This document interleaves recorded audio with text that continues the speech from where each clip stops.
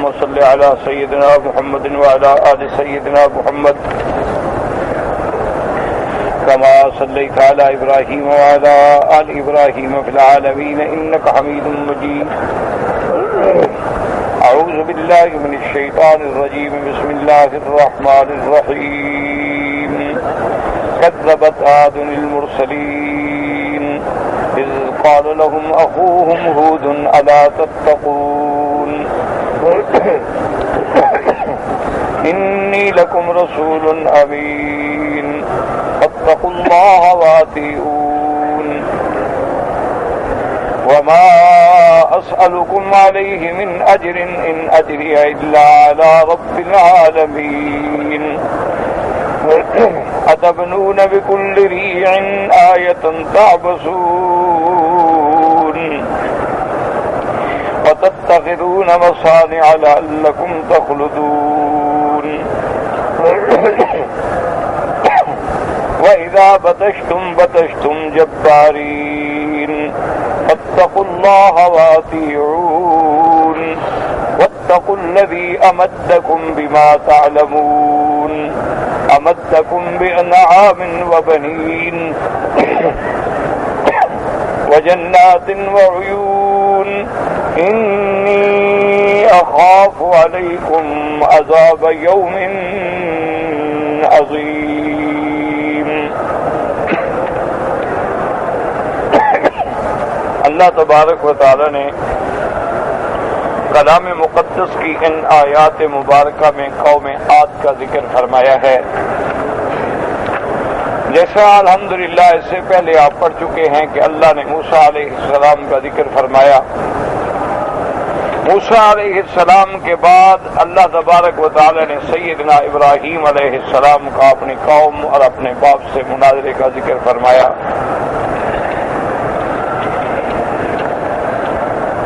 اور سیدنا ابراہیم علیہ السلام کے بعد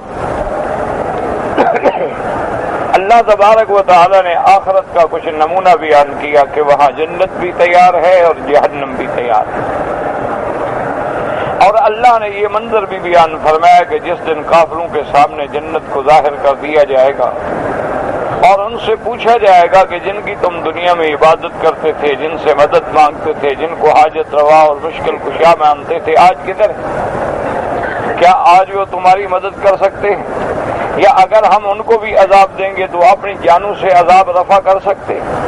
تو نتیجہ ہے کہ وہ کچھ بھی نہیں کر سکتے. فَكُبْكِبُوا فِيهَا هُمْ وَالْغَاوُونَ، ان سب کو پھر جہنم میں ڈالا جائے گا. وَجُنُودُ إِبْلِيسَ أَجْمَعُونَ، اور تمام شیطانی لشکروں کو جہنم میں ڈالا جائے گا.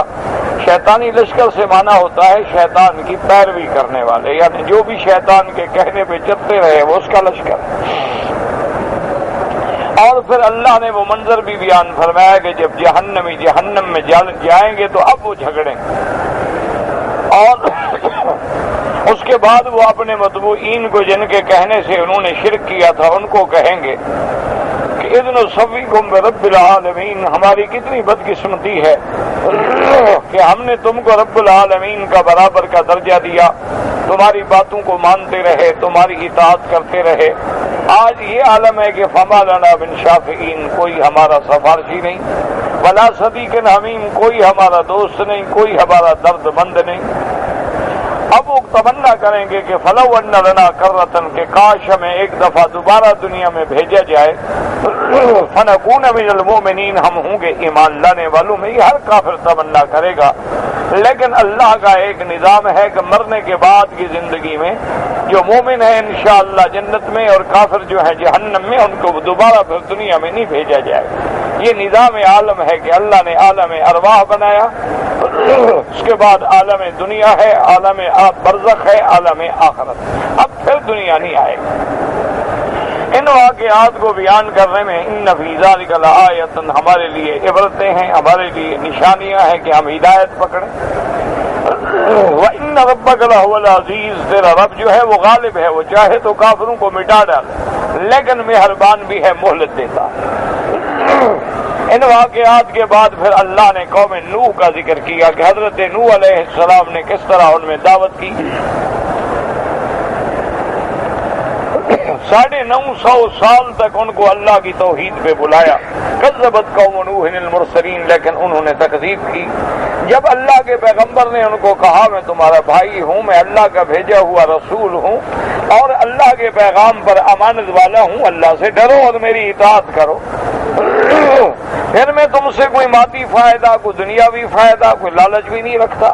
وما اسألکم علیہ من اجر ان اجری الا علی رب العالمین فاتقوا اللہ واطیعون، اللہ سے ڈریں. تو انہوں نے کہا کہ ہم آپ پر کیسے ایمان لائیں؟ قالوا، انہوں نے کہا اتبعک الارذلون، یہ رذیل لوگ جو ہیں یہ بھی مومن ہیں، مسلمان ہیں، ہم بھی مسلمان ہو جائیں، ہم بھی تمہارے ساتھ ان رذیلوں کے ساتھ مل جائیں. تو اللہ تبارک و تعالیٰ کے پیغمبر نے کہا کہ ظالمو، تو اللہ جانتا ہے کہ کون رذیل ہے اور کون شریف، یہ تو اللہ جانتا ہے کہ اللہ کے ہاں عزت والا کون ہے اور ذلت والا کون ہے. میں تو ایمان لانے والوں کو کبھی اپنے آپ سے دور نہیں کر سکتا. وما انا بطارد المؤمنین ان انا الا نذیر مبین، میں تو تمہیں ڈرانے والا ہوں، جو ڈر جائے گا وہ جنت میں جائے گا، نہیں مانے گا جہنم میں جائے گا.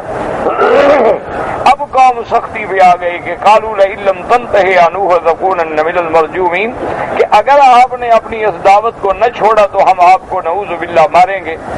اب حضرت نوح علیہ السلام جب قوم سے مایوس ہو گئے، 950 سال کی محنت کے باوجود جب وہ لوگ ایمان نہ لے آئے، جب وہ حضرت نوح علیہ السلام کی تکذیب پہ ڈٹ گئے، تو اللہ تبارک و تعالی نے حضرت نوح علیہ السلام کی دعا کو ذکر کیا ہے کہ اب پیغمبر نے اللہ سے رجوع کیا. قال رب ان قومی کذبون، کہ میرا اللہ میری قوم مجھے جھٹلاتی ہے، اب ہمارے درمیان فیصلہ کر دے. فافتح بینی و بینہم فتحا ونجنی ومن معی من المؤمنین، اور مجھے بھی اور ایمان والوں کو بھی نجات عطا فرما. اللہ فرماتے ہیں کہ ہم نے حضرت نوح علیہ السلام کی دعاؤں کو قبول کیا. فانجیناہ ومن معہ، ہم نے آپ کو بھی اور آپ پر ایمان لانے والوں کو بھی نجات دی جو کشتی میں سوار تھے. ثم اغرقنا بعد الباقین، اور اس کے بعد جتنی مخلوق تھی روئے زمین پہ اس وقت ان سب کو اللہ نے غرق کر دیا. حضرت نوح علیہ السلام کے قصے میں بھی نشانیاں ہیں، آیات ہیں، عبر ہیں، لیکن اتنے بڑے کھلے واقعات کے باوجود بھی اکثر لوگ جو ہے وہ ایمان نہیں لے آتے. ان فی ذلک لآیۃ وما کان اکثرهم مؤمنین وان ربک لہو العزیز الرحیم. آج کے سبق میں جو ہم نے پڑھا ہے یہ قصہ ہے قوم عاد ہے. سب سے پہلے تو آپ یہ بات دماغ میں رکھے ہیں کہ اللہ نے جتنے واقعات بیان کیے ہیں، قرآن کوئی قصے کی کتاب تو ہے نہیں. اللہ کا قرآن جو ہے وہ ہدایت ہے، اللہ کا قرآن جو ہے وہ موعظت ہے، اللہ کا قرآن جو ہے وہ ذکر ہے، اللہ تبارک و تعالیٰ کا قرآن جو ہے وہ شفا ہے، اللہ کا قرآن جو ہے وہ ہدایت کی طرف بلانے والا، ہدایت دینے والا ہے. ان واقعات کو بیان کرنے کا مقصد یہ ہوتا ہے کہ حضور صلی اللہ علیہ وسلم کی امت جب قرآن پڑھے تو واقعات میں غور کرے کہ قوم نوح نے آخر کیا کیا جس کی وجہ سے ان پہ عذاب آیا. اسی طرح وہ واقعات کو پڑھے کہ سیدنا ابراہیم علیہ السلام کی قوم نے کیا کیا کہ جس کی وجہ سے ان پہ اللہ کا عذاب آیا. اسی طرح سارے ان واقعات کو پڑھنے کے بعد وہ عبرت پکڑیں تاکہ نصیحت پکڑیں اور ان اعمال سے بچیں جو اعمال عذاب کو لانے والے ہیں، اور وہ اعمال اختیار کریں جو عذاب سے بچانے والے ہیں. اس لیے فرماتے ہیں کذبت عاد المرسلین، اللہ نے فرمایا قوم عاد نے بھی اللہ کے رسولوں کی تکذیب کی. انہوں نے بھی حضرت نوح علیہ السلام، حضرت ہود علیہ السلام جو پیغمبر آئے ان کی تکذیب کی، ان کو جھٹلایا، ان پر ایمان نہ لے آئے. قوم عاد جو ہے بڑی زبردست قوم تھی اور یمن کے کچھ علاقوں کے اندر ان کا بہت بڑا زور تھا. اذ قال لهم اخوهم ہود الا تتقون، جب ان کو ان کے بھائی نے یعنی نسب کے بھائی نے، ان کے قومی بھائی نے حضرت ہود علیہ السلام نے آ کے ڈرایا کہ اے قوم اللہ سے ڈرو. الا تتقون، تم اللہ سے نہیں ڈرتے ہو. انی لکم رسول امین، مجھے اللہ پاک نے پیغمبر بنا کے، رسول بنا کے بھیجا، امانت والا. اللہ کے پیغام میں کوئی خیانت نہیں کرتا، پورا پیغام پہنچانے والا. فاتقوا اللہ اللہ سے ڈرو. اسی لیے میں نے عرض کیا تھا کہ سارے قرآن کو پڑھیں, ہر جگہ حکم ملے گا اللہ سے ڈرو. فاتقوا اللہ واطیعون. وجہ یہ ہے کہ جن کے دل میں اللہ کا ڈر آ جاتا ہے وہ کفر سے بچ جاتے ہیں, اللہ کا ڈر آ جاتا ہے وہ شرک سے بچ جاتے ہیں, اللہ کا ڈر آ جاتا ہے وہ گناہوں سے بچ جاتے ہیں, اللہ کا ڈر آ جاتا ہے بے حیائی سے بچ جاتے ہیں, اللہ کا ڈر جب دل میں آ گیا نافرمانی سے بچ جاتے ہیں. اصل بات یہ ہے کہ بندہ اپنے دل میں اللہ کی عظمت, اللہ کے جلال, اللہ تبارک و تعالیٰ کی ہیبت کے منظر کو سامنے رکھے. وما اسألكم علیہ من اجر ان اجری الا علی رب العالمین. اور ہر پیغمبر نے یہ بتلا دیا کہ ہم جو دعوت دیتے ہیں, جو تبلیغ کرتے ہیں, ہمیں کوئی مفاد نہیں. ہم تم سے کوئی دنیا کا فائدہ نہیں حاصل کرنا چاہتے, ہم تو اللہ تبارک و تعالیٰ سے رضا کے طالب ہے. تو جب آدمی اتنا مخلص ہو گئے, تم سے کچھ لینا بھی نہیں چاہتا, تو وہ جھوٹ کیوں بولے گا, وہ غلط دعوت تمہیں کیوں دے گا. اور اس کے بعد فرمایا تبنون بکل ریء آیۃ اتبنون بکل ریء آیۃ تعبثون. یاد رکھیں کہ ری کے معنی میں دو قول ہیں. بعض علماء فرماتے ہیں ری کہتے ہیں جو دو پہاڑوں کے درمیان میں گھاٹی ہوتی ہے, اور بعض علماء فرماتے ہیں ری کا معنی اونچے اونچے ٹیلے, اونچے اونچے پہاڑ, اونچی جگہ. پیغمبر نے کہا تم اونچی جگہوں پہ اپنے ڈیرے, اپنے مکان بناتے ہو کہ دور سے نظر آئے, اور اس دولت میں اور محلات میں پڑے ہوئے ہو تم. اس لیے کہ میرے آقا رحمت دو عالم صلی اللہ علیہ وسلم فرماتی ہیں کہ بندہ اگر اپنی ضرورت سے زیادہ مکان بنائے تو قیامت میں اس پہ وبال ہوگا. آپ نے فرمایا ہر وہ پیسہ جو مکان میں لگتا ہے وہ ہلاکت ہے. بس اتنا مکان ہو جتنا ضرورت ہے اپنے لیے, اپنے بچوں کے لیے. یہ بڑے بڑے محل بنانا, یہ بڑے بڑے قصور بنانا, یہ بڑے بڑے برج اور ٹاور اور محلات بنانا, یہ تکبر ہے, یہ ریا ہے, یہ اظہار ہے, اور یہ اللہ کے غضب کو دعوت دینے والی باتیں. اس لیے فرمایا تبنون بکل ریء, ہر اونچی جگہ پہ. بعض علماء نے فرمایا آیت کا معنی ہوتا ہے نشانی, علامت کے. دور اونچا مکان ہو تو دور سے نظر آئے گا نا. وَتَتَّخِذُونَ مَصَانِعَ لَعَلَّكُمْ تَخْلُدُونَ. بعض علماء نے فرمایا مصانع کا معنی بھی محل ہے, کہ تم بڑے اونچے اونچے محل بناتے ہو. معلوم ہوتا ہے کہ تم نے شاید ہمیشہ دنیا میں رہنا ہے. یہ محل جو بنا رہے ہو, اتنا پیسہ خرچ کر رہے ہو,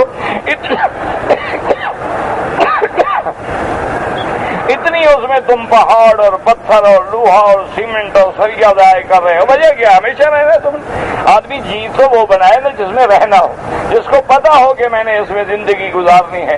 جب آدمی کو یہ بھی پتا نہ ہو کہ یہ جو محل میں بنا رہا ہوں مجھے رہنا بھی نصیب ہوگا کہ نہیں ہوگا, یہ بھی پتا نہ ہو کہ میری اولاد کو بھی نصیب ہوگا کہ نہیں ہوگا. آج بھی آپ جا کے ان زلزلہ زدگان کے علاقے میں دیکھیں کہ کیسے کیسے بنگلے تھے, کیسی کیسی مارکیٹیں تھیں, کیسے کیسے پلازے تھے, کیسی کیسی بازاریں تھی. سیکنڈ کی بات ہے, اللہ نے سب ملیا بیٹھ کر دیا.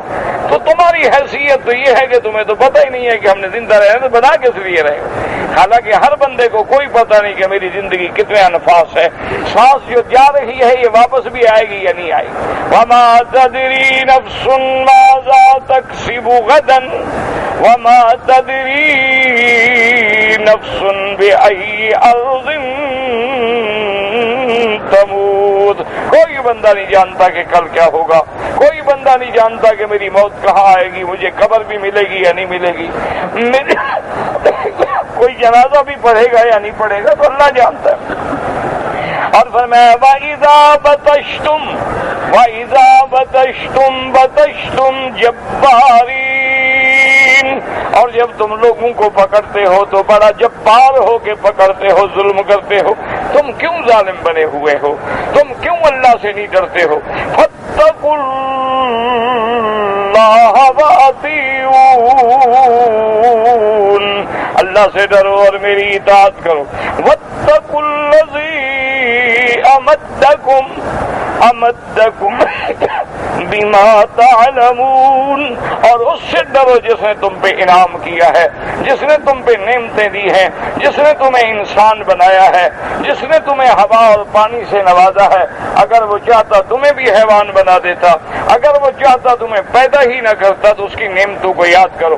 امدکم بانعام وبنین، اور جس نے تم کو نعمتوں میں جانور دیے ہیں، چوپائے دیے ہیں، تمہاری زینت ہے۔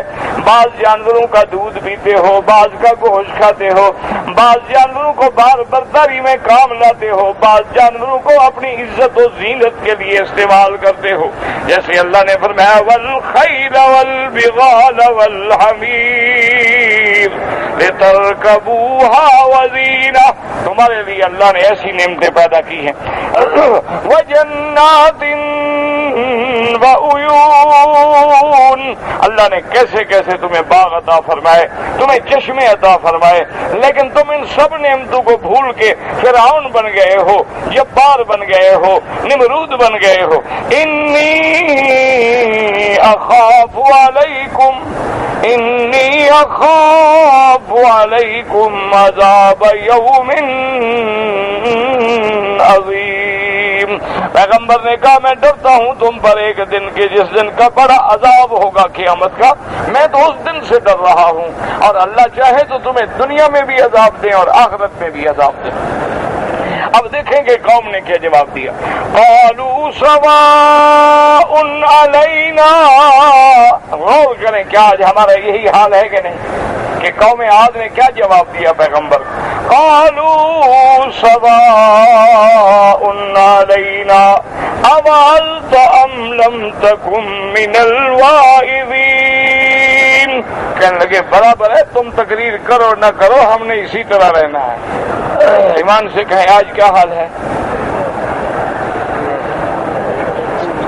بعین ہی وہی منظر ہے جو پہلی قوموں کا گزرا ہے۔ انہوں نے انبیاء کو جھٹلایا، ہمیں اللہ نے خاتم الانبیاء عطا فرمایا، اللہ نے ہمیں افضل الرسل، افضل الکتاب، ساری دنیا کی کتابوں میں سے افضل کتاب، تمام نبیوں سے افضل نبی عطا فرمایا، لیکن ہم نے بھی کہنا نہیں مانا۔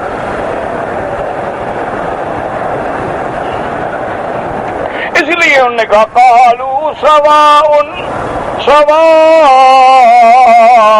علینا اوعظت ام لم تکن من الواعظین، کہنے لگے برابر ہے یہ بات، چاہے تم ہمیں نصیحت کرو یا ہمیں نصیحت نہ کرو۔ ان ھذا الا خلق الاولین،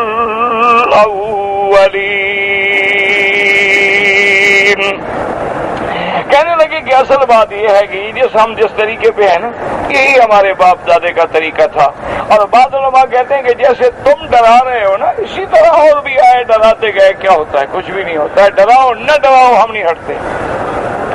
وما نحن بمعذبین، اور ہم پہ کوئی عذاب نہیں ہوگا، ہم اتنی طاقتور ہیں، ہم اتنی قوت والے ہیں، ہم اتنی شوکت والے ہیں، ہم پر کوئی عذاب کیسے ہو سکتا ہے؟ اللہ نے فرمایا فَكَذَّبُوهُ فَأَهْلَكْنَاهُمْ، ان نے ہمارے پیغمبر کی تکذیب کی، ہم نے ان کو ہلاک و برباد کر ڈالا۔ اس لیے قرآن پاک نے دوسری جگہ فرمایا لم تر کیف فعل ربک بعاد ارم ذات العماد التي لم يخلق مثلها في البلاد، اور اسی طرح قرآن تیسری جگہ کہتا ہے وَأَمَّا عَادٌ فَأُهْلِكُوا بِرِيحٍ صَرْصَرٍ عَاتِيَةٍ سَخَّرَهَا عَلَيْهِمْ 7 لَيَالٍ و8 أَيَّامٍ، اللہ فرماتے ہیں پھر ہم نے ان پہ ہوا بھیجی۔ دیکھو کیسے تکڑے لوگ تھے نا، محل بھی بڑے اونچے، اللہ نے عذاب کیسے بھیجے؟ ہوا بھیجی، اور وہ ہوا جو ہے 8 دن ہوا چلی، اور ہوا ایسی تھی کہ ان لوگوں نے آپس میں ایک دوسرے کو زنجیروں سے جکڑ لیا، پتھروں سے جکڑ لیا، لیکن ہوا اٹھا کے آسمانوں کی طرف لے کے الٹ دیتی۔ ایسی اللہ تبارک و تعالی نے ہوا مسلط کی۔ اسی لیے میرے آقا رحمت دو عالم سیدنا محمد مصطفیٰ صلی اللہ علیہ وسلم فرماتے ہیں نصرت بالصبا واہلکت عاد بالدبور۔ حضور نے فرمایا اللہ نے باد صبا سے میری مدد فرمائی ہے غزوہ احزاب کے موقع پر۔ حضور صلی اللہ علیہ وسلم جب آپ مدینہ منورہ میں ہیں اور دشمنوں نے ہر طرح سے مدینے کو گھیر رکھا ہے، اللہ کے پیغمبر نے جب دعا کی اللہ نے ایسی ہوا بھیجی کہ خیمے اکھڑ گئے، جانور اڑ گئے، کفار کی ساری طاقت جو تھی وہ تتر بتر ہو کے رہ گئی۔ حضور نے صبح کو دیکھا تو میدان خالی ہے، تو حضور صلی اللہ علیہ وسلم فرماتے ہیں کہ اللہ نے باد صبا بھیج کے میری مدد کی ہے، اور قوم عاد کو اللہ نے دبور ہوا بھیج کے ہلاک کیا ہے۔ اللہ کی ہوائیں ہیں، کوئی ایک ہوا نہیں ہے۔ اس لیے اللہ پاک فرماتے ہیں فَكَذَّبُوهُ فَأَهْلَكْنَاهُمْ، انہوں نے جب حضرت ہود کی تکذیب کی تو ہم نے ان کو ہلاک کر ڈالا۔ ان فی ذالک لآیہ، اس ہلاک کرنے میں دیکھو نشانیاں ہیں۔ وما کان اکثرهم مؤمنین، لیکن اب بھی بہت سارے لوگ ہیں جو ان نشانیوں کو دیکھنے کے باوجود بھی ایمان نہیں لے آتے۔ وَإِنَّ رَبَّكَ لَهُوَ الْعَزِيزُ الرَّحِيمُ، اور تیرا رب محمد مصطفیٰ وہ غالب ہے، وہ چاہے تو آج ساری دنیا کے کفر کو مٹا دے، وہ چاہے تو آج گستاخان رسول کو تباہ و برباد کر دے، وہ چاہے تو آج اپنے نبی کی عزت و عظمت کا بدلہ لے لے، لیکن وہ مہربان ہے، وہ اپنے بندوں کو مہلت دیتے ہیں، اور جب ان کا انکار، ان کا کفر، ان کی تکذیب انتہا پہ پہنچتی ہے تو پھر پکڑ لیتے ہیں، اور جب اللہ پکڑتے ہیں تو پھر ان کی پکڑ سے کوئی بچ نہیں سکتا۔ ان بطش ربک لشدید انہ هو یبدئ ویعید، اللہ تبارک و تعالیٰ کی پکڑ جب آئے تو بڑی سخت ہے، اس کی پکڑ سے کوئی بچنے والا نہیں ہوتا۔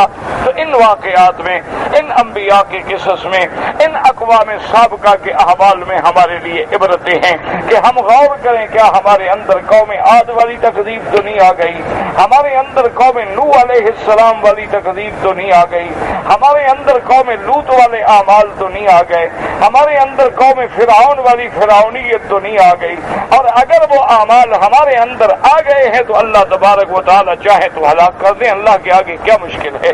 دعا کریں اللہ ہلاکت سے بچائیں اور عذاب سے بچائیں۔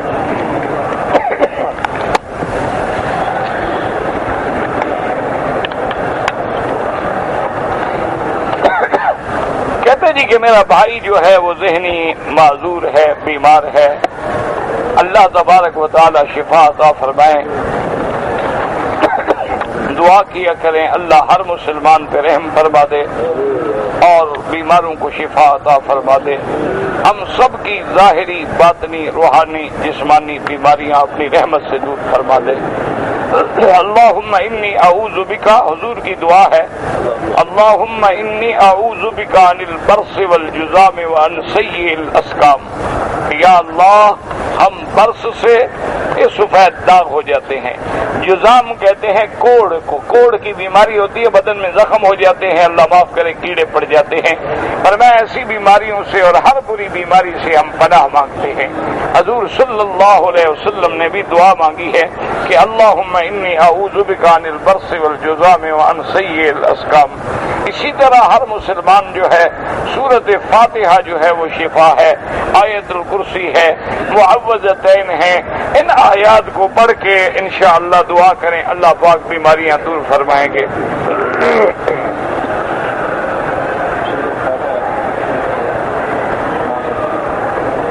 میرا بھائی یاد رکھیں کہ نماز کے لیے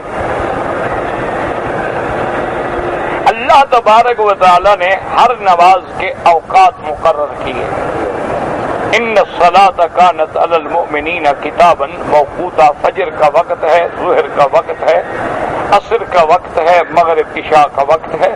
اچھا، ایک اول وقت ہے، ایک آخر وقت ہے۔ مثال کے طور پہ یوں سمجھ لیں کہ فجر کی نماز کا اول وقت شروع ہوتا ہے جب صبح صادق ہو جائے، صبح صادق ہوتے ہی اذان کہہ کے نماز پڑھنے، اول وقت شروع ہو گیا۔ آخر وقت اس کا ہے سورج نکلنے تک۔ مثلا آج کل آپ دیکھتے ہیں کہ 6:50 پہ سورج نکلتا ہے، تو اگر کسی آدمی نے 6:45 پہ بھی نماز فجر پڑھ لی تو وقت پہ پڑھ لی، کیونکہ سورج نکلنے سے اس نے پہلے پڑھ لی۔ تو ہر نماز کا اول وقت بھی ہے، آخر وقت بھی۔ اچھا، بعض ائمہ کرام جو ہیں وہ اول وقت کو ترجیح دیتے ہیں، جیسے امام احمد بن حنبل رحمت اللہ علیہ، اسی لیے آپ نے دیکھا ہے نا کہ یہاں ہر نماز اول وقت میں پڑھی جاتی ہے۔ امام ابو حنیفہ رحمت اللہ علیہ آخر وقت کو ترجیح دیتے ہیں، وہ کہتے ہیں چونکہ لوگوں میں سستی آ گئی ہے، تساہل آ گیا ہے، ہر آدمی نیند میں کام میں مشغول ہوتا ہے، اگر اس کو ٹائم ہم دے سکتے ہیں دے تاکہ نماز سے محروم نہ ہو جائے۔ تو بہرحال اپنا اپنا ائمہ کی سوچ ہے، اور دونوں جو ہے متبع سنت رسول اللہ ہے۔ اس کی وجہ یہ ہے کہ حضرت جبریل علیہ السلام نے آ کر اسی مسجد الحرام میں میرے آقا رحمت دو جہاں سیدنا محمد مصطفیٰ صلی اللہ علیہ وسلم کا امام بن کے آپ نے 5 نمازیں پڑھائیں اول وقت میں، 5 نمازیں پڑھائیں آخر وقت میں، اور بدلہ دیا گیا رسول اللہ اپنی امت کو سمجھا دیں گے بس یہی نماز کے اوقات ہیں، اس اول و آخر کے درمیان میں نمازیں پڑھ لیا کریں تو زیادہ بہتر ہے تاکہ وقت ضائع نہ ہو جائے۔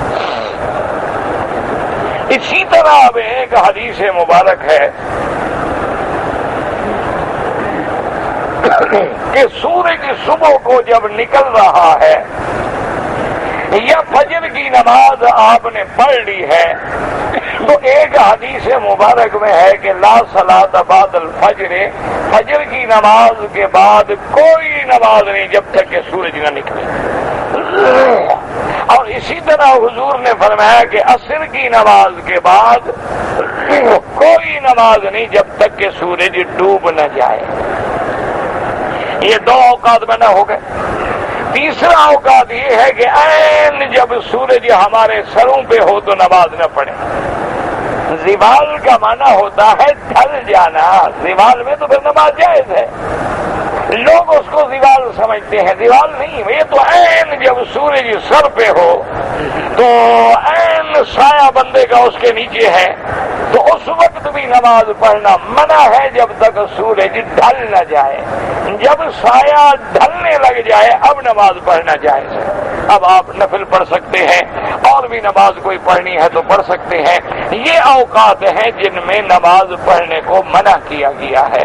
سورج نکل رہا ہو، سورج ڈوب رہا ہو، سورج عین سر پہ کھڑا ہو، فجر کی نماز کے بعد سورج نکلنے تک، عصر کی نماز کے بعد سورج ڈوبنے تک، یہ اوقات مکروہ ہیں جو صحیح حدیث مبارک میں اللہ کے پیغمبر نے ان اوقات میں نماز پڑھنے سے منع فرمایا۔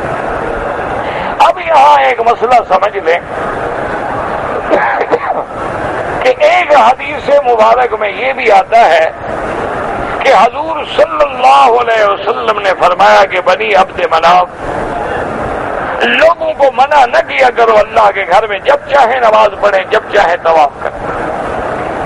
تو اس حدیث مبارک کو سامنے رکھتے ہوئے امام احمد بن حنبل رحمت اللہ علیہ اور امام شافعی رحمت اللہ علیہ فرماتے ہیں کہ اگر کوئی بندہ حرم میں آئے، مسجد الحرام میں آئے، باہر نہ، اور اس نے طواف کیا ہے، وہ کہتے ہیں جب طواف کرے 2 رکعت پڑھ لے۔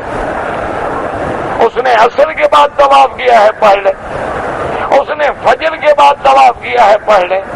ہاں بغیر ضرورت کے وہ بھی فرماتے ہیں کہ نماز نہ پڑھے، کیونکہ طواف کیا تو ضرورت ہو گئی نا کہ 2 رکعت پڑھنی ہے۔ تو ان کے نزدیک مسجد الحرام میں کوئی پابندی نہیں ہے۔ وہ کہتے ہیں کہ اگر آپ نے فجر کی نماز کے بعد طواف کیا ہے تو 2 رکعت پڑھ لیں، اگر عصر کے بعد آپ نے کیا ہے 2 رکعت پڑھ لیں۔ تو امام احمد بن حنبل رحمت اللہ علیہ اور امام شافعی رحمت اللہ علیہ اس حدیث مبارک سے رعایت دیتے ہیں کہ مسجد الحرام میں تو یہ رعایت ہے لیکن باہر رعایت نہیں ہے، باہر وہ بھی راضی نہیں ہے کہ آپ ان اوقات میں نماز پڑھیں۔ اب اس کے لیے آپ ایسا کریں کہ دونوں حدیثوں کو سامنے رکھ لیں. مثال کے طور پر اگر کوئی آدمی مغرب کے بعد نماز پڑھے تو کسی امام کو اعتراض نہیں، لیکن عصر کے بعد پڑھے تو جو ایک امام قائل ہے تو ایک امام مخالف بھی تو ہے. ایک حدیث میں گنجائش ہے تو دوسری حدیث میں منع بھی تو ہے. تو اب اس کا آسان حل یہ ہے کہ اگر آپ عصر کے بعد آئے اور اللہ کے گھر کا طواف کیا اور آپ کی نیت یہ ہے کہ انشاءاللہ مغرب پڑھنے کے بعد ہم جائیں گے یا عشاء پڑھنے کے بعد ہم جائیں گے، تو جب آپ حرم میں موجود ہیں جلدی نہ کریں، مغرب کے بعد 2 رکعت پڑھیں کہ آپ نے مغرب تک رہنا ہے حرم میں، کوئی مجبوری بھی نہیں ہے آپ.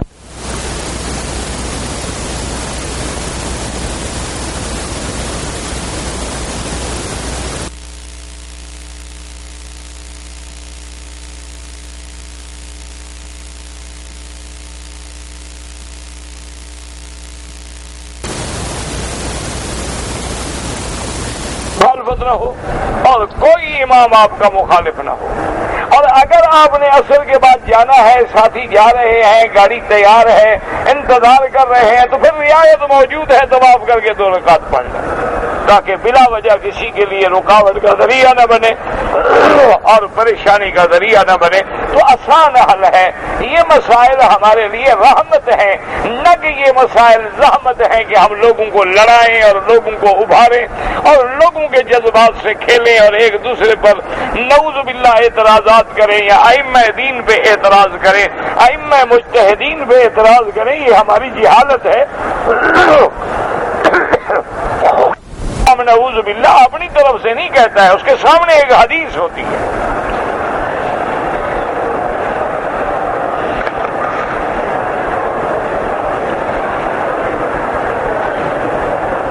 کہتے جی کہ بعض اوقات میں حرم میں جنازے آ جاتے ہیں تو اس میں میت بھی ہوتی ہے، اطفال بھی ہوتے ہیں، بچے بھی ہوتے ہیں، اور کبھی بچے اور بچیاں بھی ہوتی ہیں. تو ہم جنازہ کیسے پڑھیں؟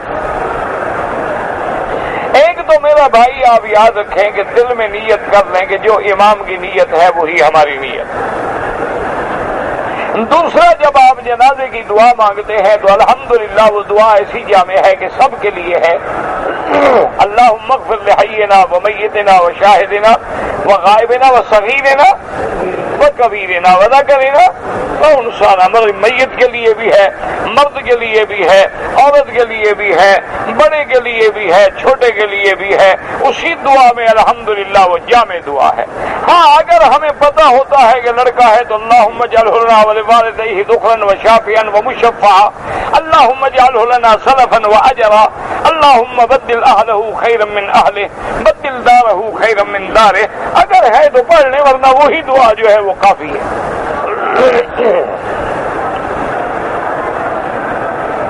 اگر ایک آدمی نے جنازے کی نماز میں اس وقت شرکت کی کہ امام 2 تکبیریں کہہ چکا ہے، اب وہ جہاں بھی ہے جنازے میں مل جائے. اب جب امام سلام پھیر لے تو اب اس نے تو 2 تکبیریں کہنی ہے، اور کہنی کتنی تھی؟ 4 کہنی تھی. اب وہ کیا کرے؟ وہ جلدی جلدی کہہ دے اللہ اکبر اللہ اکبر السلام علیکم ورحمۃ اللہ. جتنی تکبیریں اس کی رہ جائیں، اب پڑھنا کچھ نہیں، صرف تکبیریں کہنی ہیں. لیکن وہ تکبیریں بھی جلدی جلدی کہے، اس میں دیر نہ کرے کہ جنازہ لے کے چلے جائیں اور یہ کھڑا ہو تکبیر کہہ رہا ہو تو نماز نہیں ہوگی. یعنی جو ہی امام سلام پھیرے وہ فوراً جلدی سے کہہ دے اللہ اکبر السلام علیکم ورحمۃ اللہ.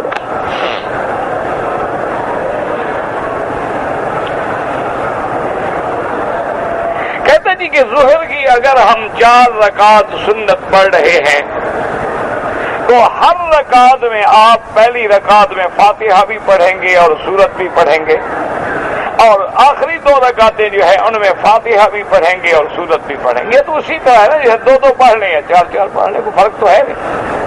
تو سنتوں میں ہاں فرض نماز کی پہلی 2 رکعتوں میں فاتحہ بھی ہے، سورت بھی ہے، لیکن آخری 2 رکعتوں میں صرف فاتحہ پڑھیں گے لیکن سورت نہیں پڑھیں گے، لیکن جب سنتیں پڑھ رہے ہیں تو اس کی تو ہر رکعت میں فاتحہ بھی پڑھیں گے اور سورت بھی پڑھیں گے۔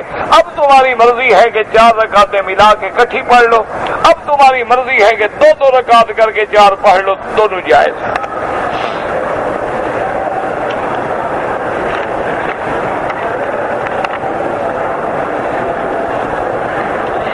جی کہ ایک پٹھان نے ہمیں کہا کہ ہم سب خالد ابن الولید کی اولاد ہیں۔ اچھی بات ہے، تمہیں کیا تکلیف ہے؟ دیکھو نا، ہمارے پاس تو کوئی شیعہ نسب ہے نہیں، نہ ہمیں پتا ہے کہ یہ قوم جو ہے کس کے ساتھ ملتی ہے۔ بہرحال کسی کے ساتھ نہ بھی ملے تو آدم علیہ السلام کے ساتھ تو ملتے ہیں کہ نہیں ملتے؟ بھئی سب کس کی اولاد ہیں؟ تو خالد تو صحابی ہے نا، آدم تو نبی ہے، ہم تو سب نبی کی اولاد ہے۔ خالد ابن الولید تو صحابی ہے نا، وہ ایک لطیفہ ہے نا کہ ایک اللہ والے تھے، بزرگ تھے، ان کی خدمت میں کوئی ایک چالاک سا بندہ تھا، وہ آ گیا، ان کو پتا تھا کہ یہ بزرگ ہیں، اللہ والے ہیں، اور ان کی عادت ہے کہ جو آدمی آئے اس کو خالی نہیں کرتے۔ کوئی آدمی آ جاتا ہے کھانے کے لیے، کام کے لیے، پیسے کے لیے، کپڑے کے لیے، جو ہوتا ہے دے دیتے۔ وہ بندہ بڑا چالاک تھا، وہ آیا اور اللہ والے کی خدمت میں، اور اس نے کہا کہ جناب میں نے آپ سے ایک سوال کرنا ہے، اور ساری مجلس بیٹھی ہوئی ہے۔ ہاں بھائی بتاؤ کیا بات؟ اس نے کہا جناب میں نے خواب دیکھا ہے اور مجھے حکم ہوا ہے کہ آپ کی خدمت میں جاؤں، اور آپ سے میرا ایک سوال ہے لیکن آپ نے ہر حال میں وہ پورا کرنا ہے۔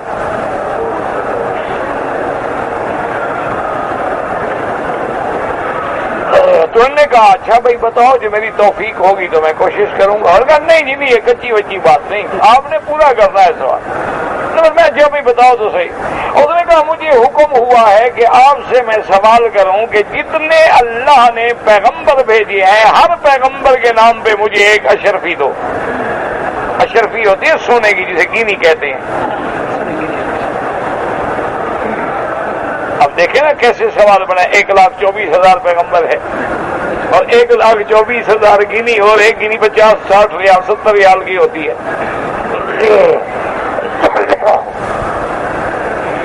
اس نے سوچا کہ اللہ والا سیدھا آدمی ہے، اس کو جو میں خواب اپنا سنا دوں گا اونچا نیچا تو وہ سنبھال لیں گے۔ انہوں نے کہا اچھا بھائی ٹھیک، آپ کا سوال ہم پورا کرتے۔ اب وہ حیران ہو گیا، ابھی کیسے پورا کریں گے؟ 1,24,000 نبی ہے اور ہر نبی کے نام پہ مجھے ایک اشرفی ملنی ہے۔ آپ نے کہا ایسا کرو کہ اچھا بس نبی کا نام لیتے جاؤ، اشرفی لیتے جاؤ۔ انہوں نے فرمایا کہ بھئی ہر پیغمبر کا نام لیتے جاؤ، حضرت آدم سے شروع ہو جاؤ، نام لیتے جاؤ اور مجھے اشرفیاں گن کے لیتے جاؤ۔ اب اس کو تو 2 پیغمبروں کے نام بھی نہیں آتے تھے، اشرفی کیا لیتا؟ تو اس قسم کی باتیں جو ہیں نا جی، ایسے لوگ ہوتے ہیں، اللہ تبارک و تعالی ہدایت عطا فرمائے، ایسی ایسی باتیں۔ اب ایک آدمی کا نسب حضرت خالد سے ملتا ہو، سیدنا حمزہ سے ملتا ہو، جس سے بھی ملتا ہو، اللہ عالم، ہمارے پاس تو کوئی نسب نامہ ہے نہیں، ہم کہاں سے ڈھونڈیں کہ بھی اس کا نسب کہاں جاتا ہے؟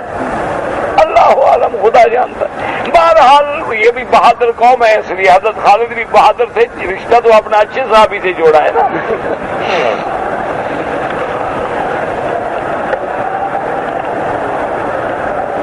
کیا داڑھی جو ہے وہ 4 انگلیاں ایک مشت ہو بس،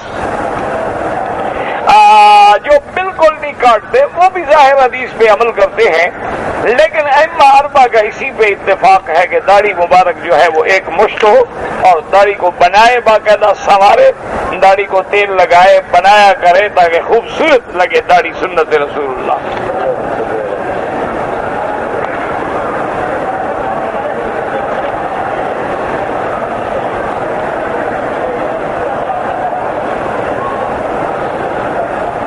بہرحال کہتے ہیں کہ جی میرے والد صاحب فوت ہو چکے ہیں، میں نے ان کا عمرہ کرنا ہے۔ میرا بھائی افضل تو یہ ہے کہ آپ مدینہ منورہ سے میقات سے عمرہ کریں، اگر وہاں جانے کی ہمت نہ ہو تو پھر مسجد عائشہ سے کریں، کوئی منع نہیں، مسجد عائشہ سے کریں یا جیرانہ سے کریں۔ افضل عمرہ وہی ہے جو آپ میقات سے کریں گے۔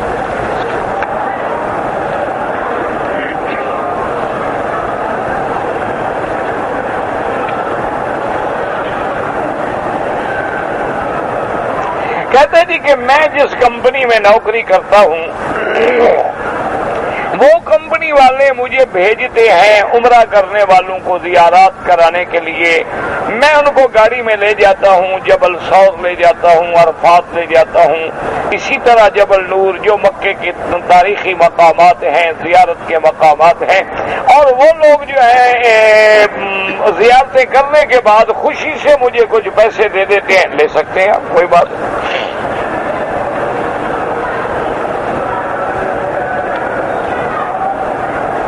رفع دین تو کوئی نہیں ہوتا، رفع دین تو ہوتا ہے جب تمہیں یہ نہیں آتا مسئلہ پوچھنے کی کیا ضرورت ہے؟ جو کرتے ہیں نہیں کرتے سب کی نماز ٹھیک ہے، جھگڑوں میں نہ پڑیں، خدا کے لیے حضور کی امت کو معاف کریں۔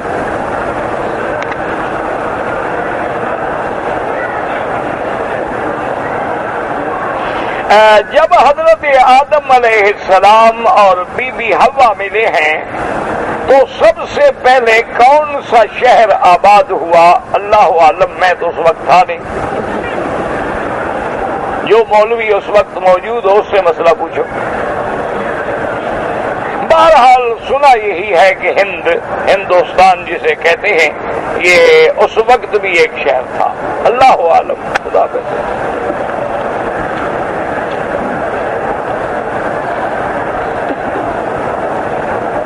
کہتے جی کہ ایک آدمی دیوبندی مسلک پہ ہے، طلاق کا مسئلہ آ گیا، اب اس نے کسی اہل حدیث عالم سے فتویٰ لے لیا، ٹھیک ہے کوئی بات نہیں، فتوے والا جانے اور قیامت جانے، اس کی جان تو بچ گئی نا، اہل حدیث نعوذ باللہ کوئی گمراہ لوگ تو نہیں ہے نا، وہ بھی حق کی جماعت ہے، ائمہ اربعہ بھی حق کی جماعت ہے۔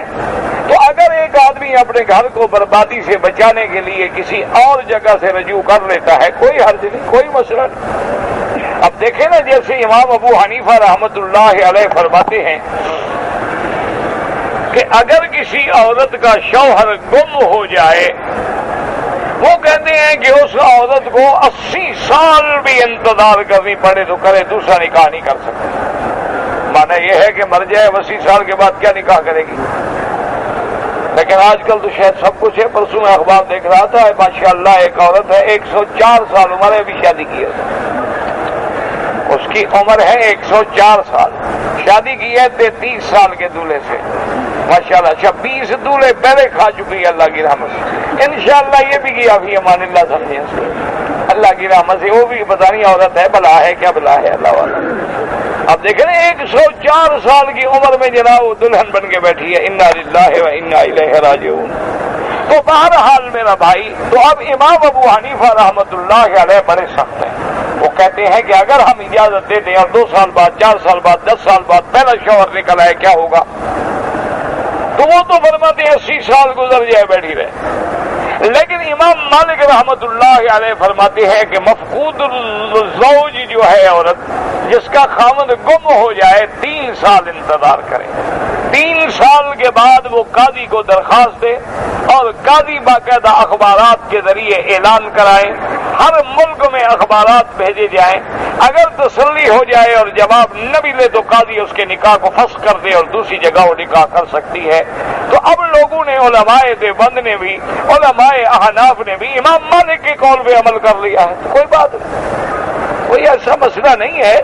بہرحال یہ ہے کہ ہے بڑا سخت مسئلہ حلال حرام کا، اس لیے آدمی احتیاط کرے۔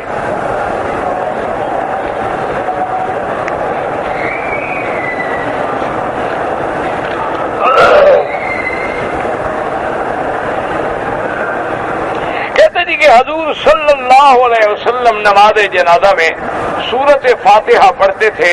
میرا بھائی، جن لوگوں نے نماز فاتحہ پڑھتے ہیں وہ جنازے کو بھی دوسری نماز پہ قیاس کرتے ہیں، ٹھیک ہے، چونکہ ہر نماز میں فاتحہ ہے تو لہذا جنازے میں بھی فاتحہ ہے۔ اور امام ابو حنیفہ رحمۃ اللہ علیہ موطا امام محمد میں حدیث موجود ہے کہ پہلی رکعت میں ثنا ہے، دوسری میں درود ہے اور تیسری میں دعا ہے۔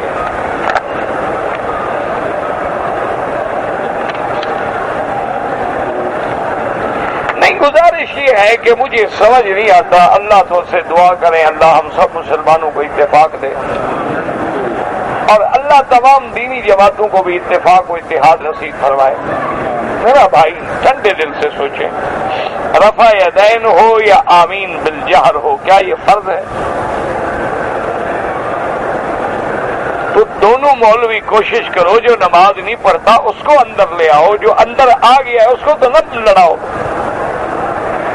پڑھنے دو اس کو۔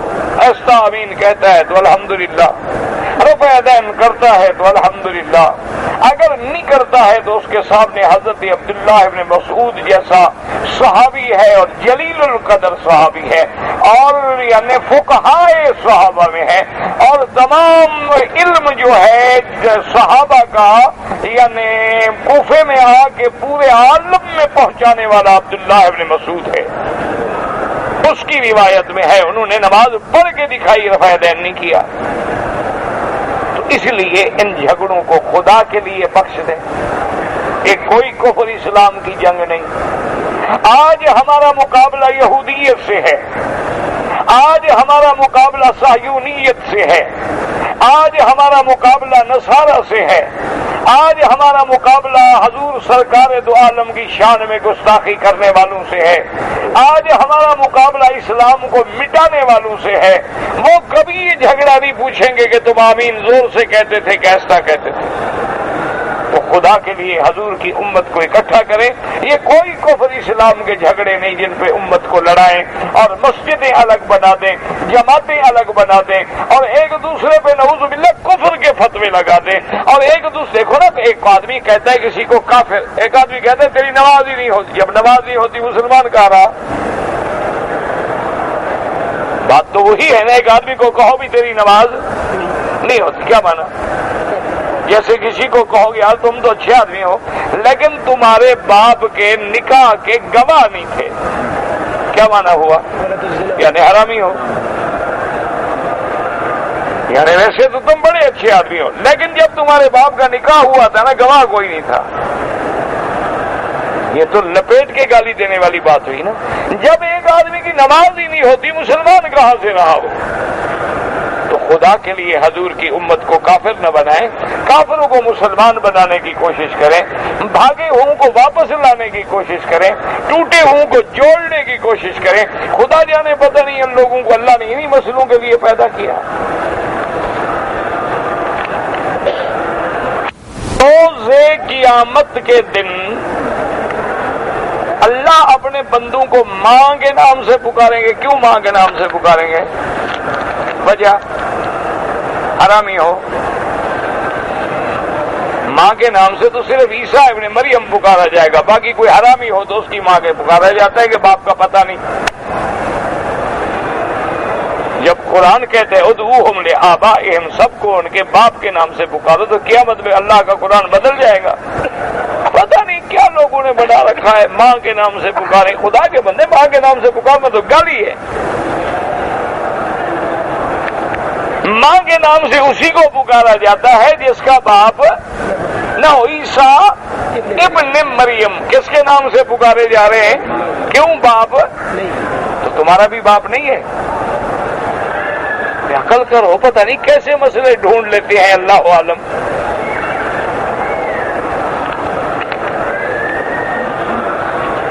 عجم جو ہے وہ بنی اسماعیل ہے، بنی اسماعیل تو عرب ہے اللہ کے بندے۔ بنو اسرائیل بھی عرب ہیں، کس نے کہا عجم ہے؟ بنو اسرائیل حضرت یعقوب کی اولاد ہیں، بنو اسماعیل حضرت اسماعیل کی اولاد ہیں، حضور حضرت اسماعیل کی اولاد میں ہیں، حضور عرب ہیں کہ عجم ہیں؟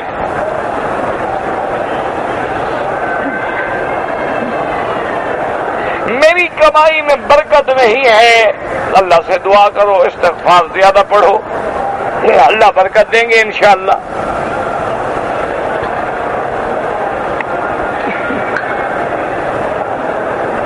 کچوا کھانا پتہ نہیں کچوا کیا ہوتا ہے مجھے نہیں پتا.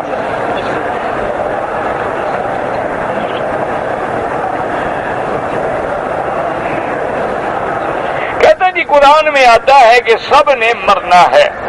اللہ نے فرمایا کہ محمد مصطفیٰ آپ نے بھی مرنا ہے، تو مرنے کا کون منکر ہے؟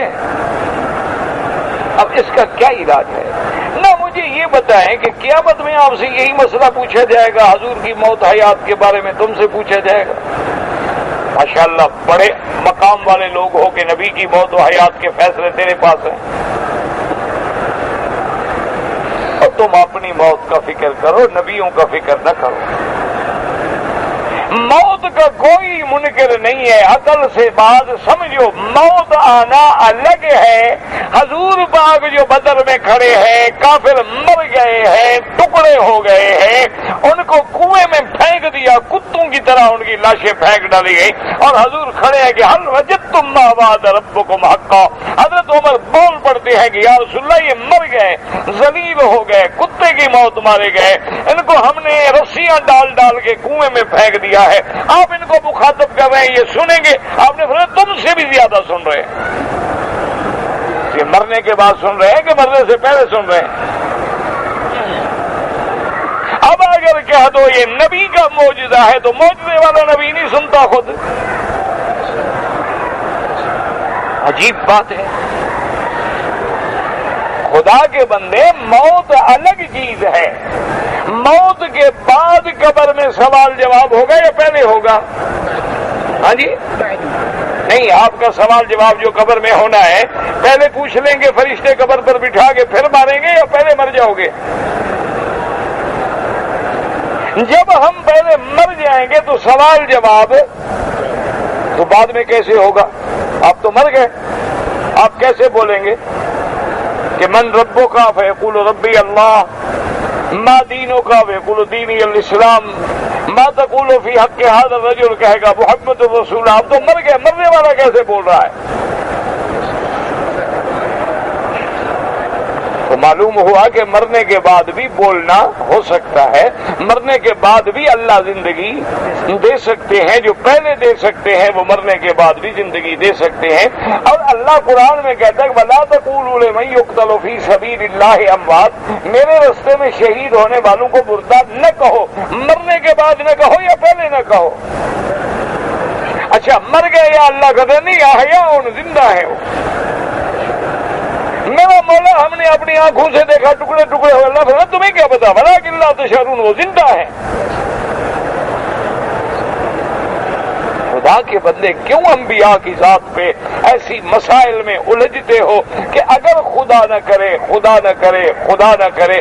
دیکھو نا، تم حضور کی موت ثابت کرو گے، حضور کا نہ سننا ثابت کرو گے، دوسرے علماء آپ کی حیات باطل موت ثابت کریں گے، آپ کا سما ثابت کریں گے. اسی ضد میں اگر تیری زبان سے کوئی لفظ حضور کی شان میں کوتاہی کا نکل گیا، تیری تو بربادی ہو گئی قیامت تک. ایسی بحث میں پڑھنے کی کیا ضرورت؟ حضور نے فرمایا ہے، صحیح حدیث ہے کہ ما من مسلم یسلم علیہ، جو مسلمان آ کے مجھ پہ سلام کہتا ہے اللہ میری روح مبارک کو لوٹاتے ہیں اور میں اس کو سلام کا جواب دیتا ہوں. اب جھگڑے کرنا جی کیسے لوٹاتے ہیں تم سے پوچھیں گے.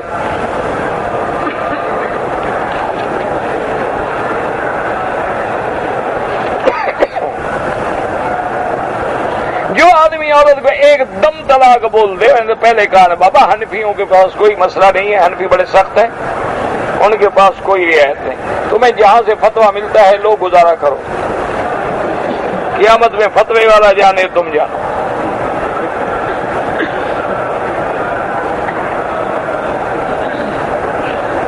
میری عورت پردہ کرتی ہے، میرے بھائی ناراض ہوتے ہیں تو ہوتے رہیں، تمہاری عورت ہے، تمہارے بھائیوں کی عورت تو نہیں. ان کو کہو تم اپنی بیوی سے کہو تو اس سے پردہ کریں، بس کہو برابر ہو جاؤ. میری بیوی پردہ کرتی ہے، تم اپنی بیویوں کو بھی پردہ کرواؤ.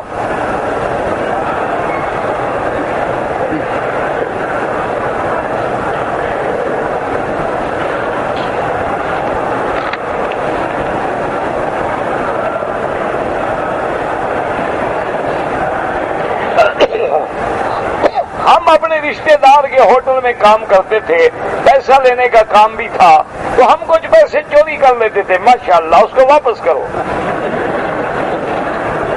رشتے دار نے کام دیا، تم نے بڑا حق ادا کیا، ماشاءاللہ، فوراً واپس کرو ورنہ قیامت میں تمہاری نیکیاں اس کو ملیں گی۔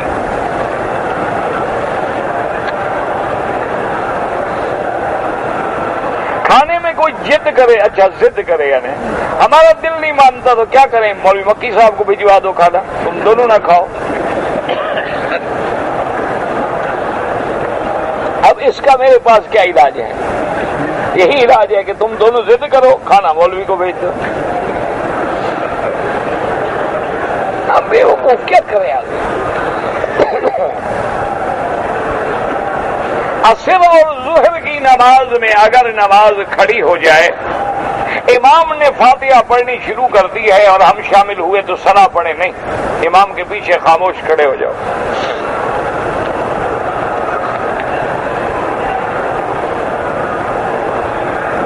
ہم رات کو جب سوتے ہیں تو آیت الکرسی پڑھتے ہیں، لیکن ہمارے رشتہ دار ماں باقی سب پاکستان میں، ان کو کہیں وہ بھی پڑھ لیا کریں، تم پڑھ کے بھی ان کے لیے دعا کر دیا کرو۔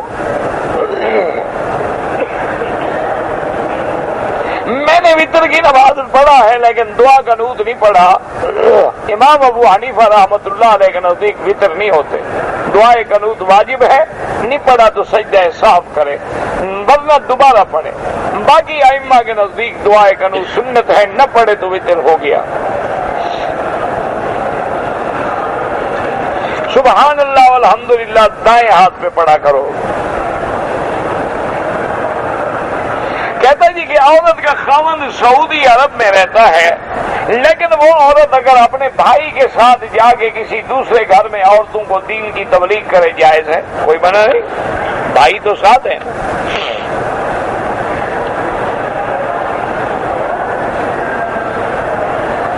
میں جب عمرے پہ آیا تھا، میرا جہاز آیا تھا مصر کے بعد آیا جدے میں نے احرام جدے میں باندھا، ایک بکری دم پڑ گئی۔ یا تم اپنے ملک سے باندھتے یا مصر سے باندھتے؟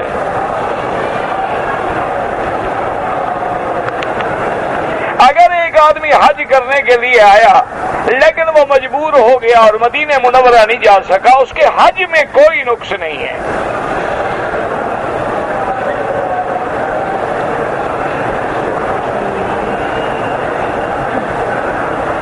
کہتے جی کہ ہم امارات سے آتے ہیں لیکن بارڈر پہ جب آتے ہیں تو ہمارے سامان کو کتے کے ذریعے چیک کیا جاتا ہے۔ جب ہم منشیات سمگل کرتے ہیں تو پھر کتے ہی چیک کریں گے اور بندے تھوڑا چیک کریں گے۔ جب ہمارے بھائی یہ کام کریں گے تو حالت یہی ہوگی جو ہو رہی ہے۔ بہرحال اگر کتا کہیں منہ مار دے کپڑے کو یا کسی چیز کو دھو ڈالے، نجس سے پلیت ہے۔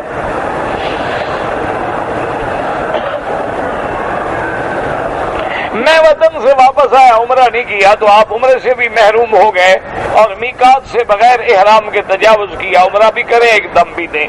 اور اگر آپ کی نیت عمرہ نہیں تھی، نوکری تھی، کاروبار تھا، تو پھر دم نہیں دینی ہوگی۔ ایک مولوی کہہ رہا تھا کہ قرآن شریف میں ہے کہ 3 طلاق دے دو تو 1 ہوتی ہے، بہرحال میں نے نہیں پڑھی، اس مولوی نے پڑھا ہوگا، اسی سے جا کے وہ آیت پڑھوا لیں اور لکھ لیں اور سمجھ لیں۔ اگر عورت کا پردہ ہے اور چہرہ کھلا رکھے تو پردہ پھر پاؤں کا کرے، نہیں چہرے کا پردہ تو نہ کرے، تو پردہ کس چیز کا کرے؟ پاؤں کا۔ وہ اللہ کے بندے، نماز میں چہرہ کھلا ہو تو کوئی حرج نہیں، یہ مانا تھوڑا ہے کہ پردہ نہ کرے۔ پردہ ہوتا ہی فتنے سے بچانے کے لیے ہے، اور سب سے زیادہ فتنے میں ڈالنے والی چیز چہرہ ہے۔ اگر چہرے کو نہ چھپایا جائے تو پردہ کس بات کا ہے؟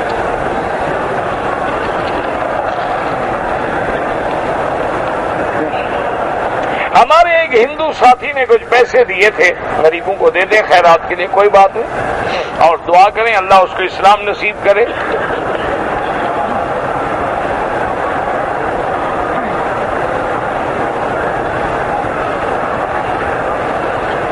یہ سارا مسئلہ فجر والا اتنی تفصیل سے تو سمجھایا ہے، نہیں سمجھ آیا تو اللہ ہدایت دے۔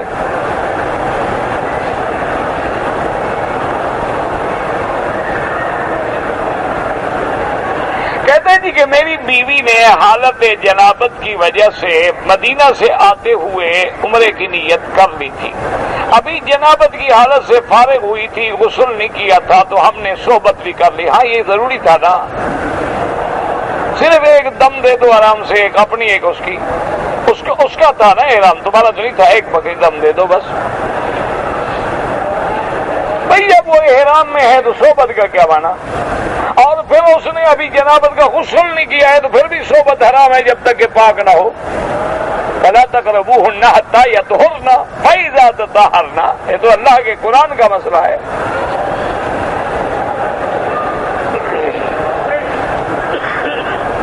اگر ایک آدمی اپنے ملک سے آیا ہے، اس نے عمرہ کر لیا ہے، اب دوسرا عمرہ کرنا چاہتا ہے، افضل تو یہ ہے کہ وہ طواف زیادہ کرے۔ مکے میں رہتے ہوئے طواف کرنا جو ہے وہ عمرے سے بھی افضل ہے۔ کیا مانا؟ یعنی جتنی دیر عمرے میں لگائے اتنی دیر اگر وہ طواف کرتا رہے تو زیادہ ثواب ہوگا۔ ویسے امام ابو حنیفہ رحمۃ اللہ علیہ اور امام شافعی رحمۃ اللہ علیہ کے نزدیک وہ کہتے ہیں کہ چونکہ عمرہ عبادت ثابتہ ہے، اس لیے اگر وہ زیادہ عمرے کرنا چاہتا ہے تو کر سکتا ہے۔ اگر ہم لوگ جو ہیں مسافر ہیں، امام کے پیچھے قصر کی نیت کریں گے، کیوں قصر کی نیت کریں گے؟ آپ امام کے تابع ہیں، امام جب مقیم ہے آپ بھی پوری نماز پڑھیں گے، قصر کی نیت کیوں کریں گے؟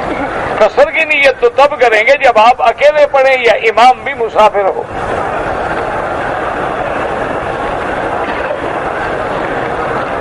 امام صاحب نے مثلا 4 رکعت نماز پڑھائی، ہم مسافر ہیں تو 2 رکعت میں جب امام بیٹھے ہم سلام پھیرتے، بالکل نہیں، اب آپ امام کے تابع ہیں، اب آپ کو بھی 4 رکعت نماز پڑھنی ہوگی، کیونکہ یہی تو ہے کہ امام کے پیچھے ہمیں امام کی اتباع کرنی ہے، اس کے بغیر چارہ ہی نہیں ہے۔